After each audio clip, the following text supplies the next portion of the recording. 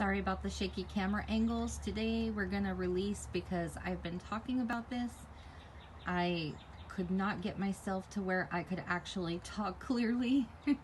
When I become exhausted, my mouth just does not want to work at all. So I wanted to make sure that I could enunciate my words clearly, not too much lisp, not too much stuttering. Anyway, going forward here, this is where we release everything that is not serving you. If you are trying to prove yourself to somebody, and this could be true for a lot of type A personalities, we are constantly trying to prove that we're good enough and that perfection is everything. And that's not true. A lot of times, not a lot of times, but I would say sometimes at least with type A personalities, they're taught that perfection is the only way. There's no wiggle room for anything less. So a B plus on a report card or an A minus is not good enough. And this carries over into adulthood. You know, we really have to release this idea that perfection is the only way. And this also comes from people pleasers. If we're people pleasers, we're constantly trying to make everybody happy and do things their way, and sometimes that can end up draining us because basically we're extending so much energy, we're going above and beyond, we're not asserting ourselves, and we have all these expectations on us. And so then, you know, we feel as if we have to maintain that momentum and we burn out.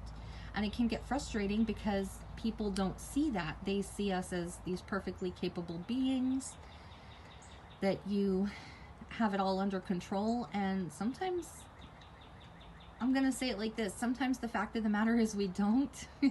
We're just doing it because we're trying to please somebody else.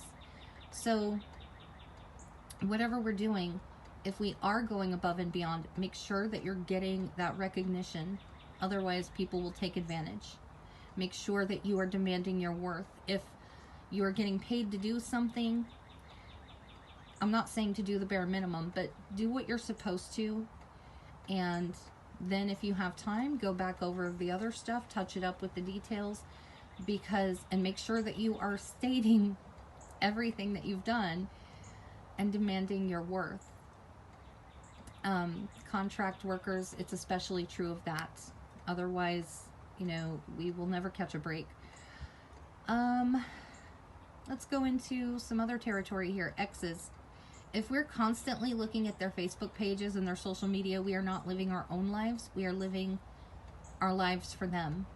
That's not fair to us. That's not fair to them. And it holds us back from enjoying the moments that we should be enjoying with ourselves and with our loved ones. So, as hard as it is, and I've had to do this myself, stop looking at the social media from other people. Because it'll only bring turmoil. Then we start thinking, okay, what is this person up to? Because we see something that, you know, just triggers something in our memory, or some thought, or, you know, we see somebody liking their page and we're thinking, okay, what's going on? Are they with this person? And even when somebody has their stuff set to private, when we are that wrapped up in that emotion, it's so easy to continue to go back repeatedly and to look at it. And I think that we've all been there. You know, there comes a time where we have to cut the cord and just move on. And it's not an easy thing to do, but it's so important for our peace. Another one, posting stuff on social media because we think somebody's watching our social media and that they're going to see it and be impressed with us. And, you know, I have a bad habit of just being me all the time. I try to tone it down. My apologies if you are on my Facebook page. But when we are posting because we think we're going to get attention in some way from somebody, we're putting our energy into them, of what they might think of us, how they might view us differently if they see this post. And, you know, we see this a lot too, or we have been guilty of this. When we have everything set to private and then we put those little things that we want our ex to see about us, that again is not fair to us. The better way is to keep ourselves out of reach, because chances are 95 to 98% of the time, I'm going to say it's probably even higher, they're not looking at our pages. They're not paying attention to what we're doing. And if they do, it's just because they're being nosy and they don't really deserve that right. So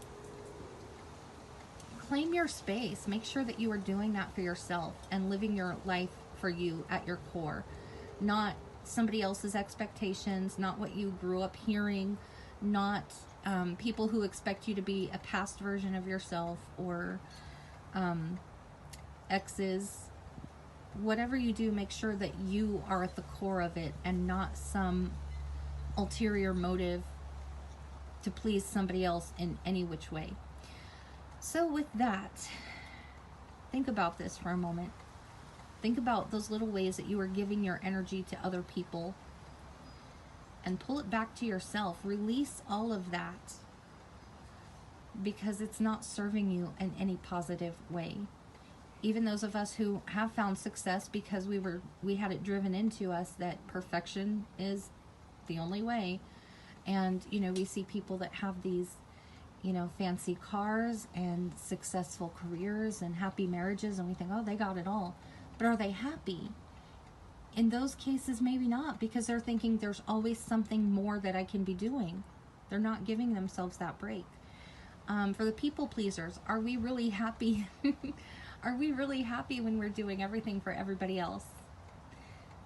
There comes a point when we can be so proud of everything we're doing and carry that with us. But at some point, it becomes exhausting, and we start seeing how we have become somebody's go-to, how we feel like a doormat, and we expect that they should know better. But sometimes it's people know better, but they will take whatever they can. And some people just think that we are capable, and they'll keep on driving you into the ground. Set boundaries. And as I said, with social media and just life in general, try to remove anything that the ex is doing. Move on from that. Move on from the idea that they're checking in on us, that they are in our lives in any capacity. And start living for yourself, because otherwise we can start going down the rabbit hole of finding things about them that would never come up in conversation, like who their first cousin is, or some random detail. And once we hit that point, we know that we've taken it a bit too far. So start living for you. Release all of that. Allow yourself to come into that energy and to really feel that. Take note of how you're feeling at the core.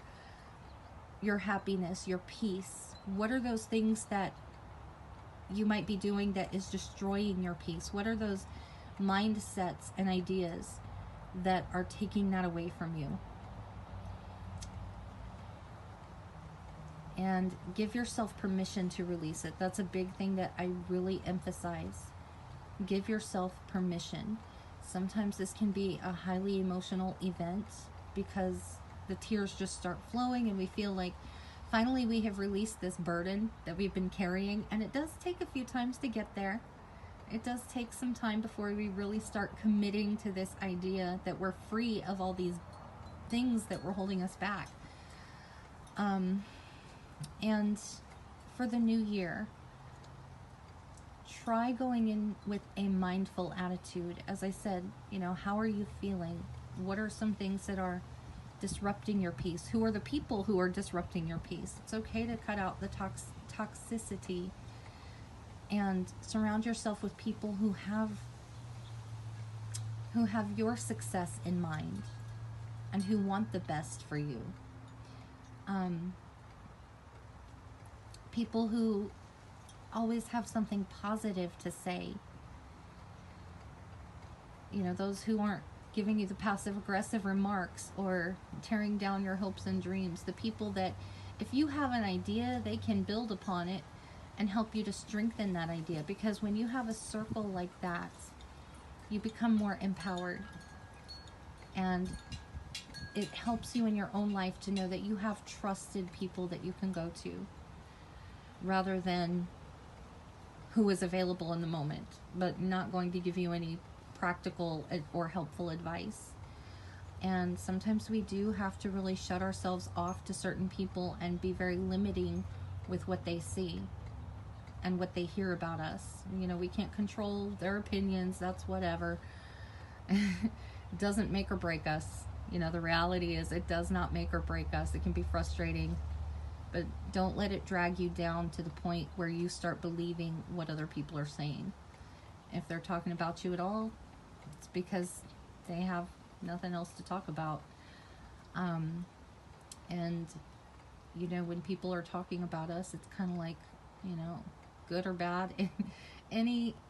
What's the saying? Any press is good press. And I keep moving my camera, sorry. But this is the time to really release that, because 2020 has such potential to be this amazing year for so many people, and I've been sensing this very strongly, and my voice is all over the place. And I just want to make sure that everybody goes in with some kind of preparation of how to get there, and isn't holding back on anything that is potentially harming us, or just keeping us confined in that space. Also, another thing I want to address very quickly, because I really ended up talking longer than I wanted to. Make sure that when you are going forward, that you're not trying, as I said earlier, trying to disprove things, not trying to prove that we are not what somebody said of us, or not trying to disprove that we are somebody's opinion, because either way it can be harmful. I think I just about covered everything here. It seems like there's something else, so I'm going to give this a minute and let this just kind of keep burning. Sorry.